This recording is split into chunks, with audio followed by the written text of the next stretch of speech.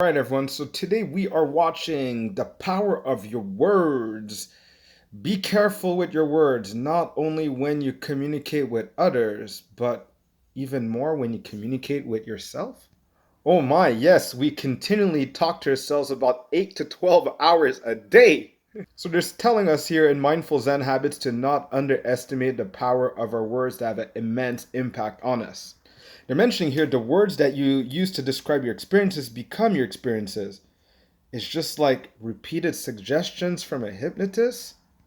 Well, it's true. I did notice once when I had basically induced a state of depression through bad lifestyle habits, meaning I fell into depression because of bad food choices and not training and not sleeping well. And at some point, like my body came and I woke up out of my sleep and I was like, oh my goodness, I can't breathe. I felt my system like telling me it can't breathe. Like my cells were telling me, like, what are you doing to us? We can't breathe with this type of lifestyle. But it's a consequence of it. See, in that same period of time, I was able to catch negative things that was telling myself, and before I wasn't able to do this. Backstory: I do have a lot of what's called again experience with emotional intelligence, trying to feel like what's going through in my experience inside while something's happening outside. So at least I had a lot of emotional intelligence, so I did have that at least. But the bad diet enabled me to pick up on something that was always there. You do talk to yourself in a conscious manner and in an unconscious manner. And see, the conscious one has an impact on the unconscious one.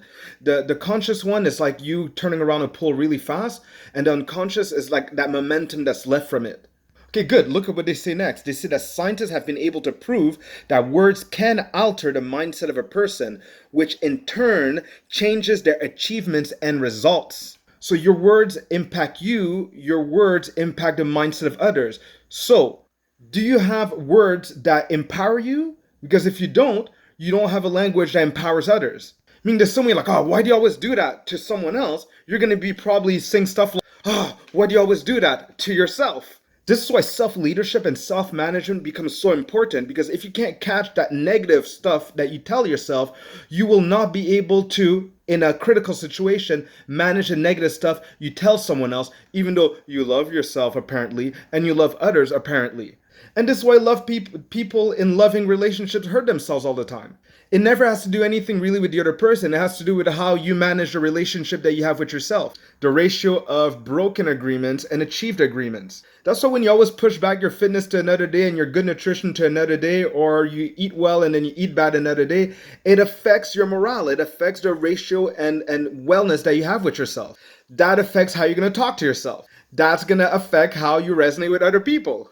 Here's another thing. Don't let the impact of other people affect you. See, I think people should stop relating to their age. It makes you compare yourself to what you are going to be compared with others. Long story short, look, if you tell someone, like in an experiment that was done with researchers, they reminded elderly people that in general, memory gets worse with age. Guess what happened? The participants did worse on memory tests than the others that had the same age as them. Why? Because even though they're the same age, one was reminded that you're supposed to have worse memory around that age, and the other people, we didn't remind them of that limiting factor. So basically, we live into what we think we're supposed to have with what other people told us, but what are we willing to experience and choose to live for ourselves? Like, if I tell myself, you know what? I'm going to live to see the year 2101 for sure. How do I need to live for that? I don't care about any other standard. I'm going to live for that. You know, the way I eat, the way I sleep, the way I exercise. I'm going to listen to the people that think like me. And that's probably what's going to happen. And I have to expect that anyone else that does not think like that is going to bring an objection to my way of thinking. That is the nature of things, and you have to have the courage to live your life your way in the way that's most meaningful to you. So what do you tell yourself about what you really want in life? And who do you let opinion come and affect you with that? So don't focus on what you don't want, focus on what you want.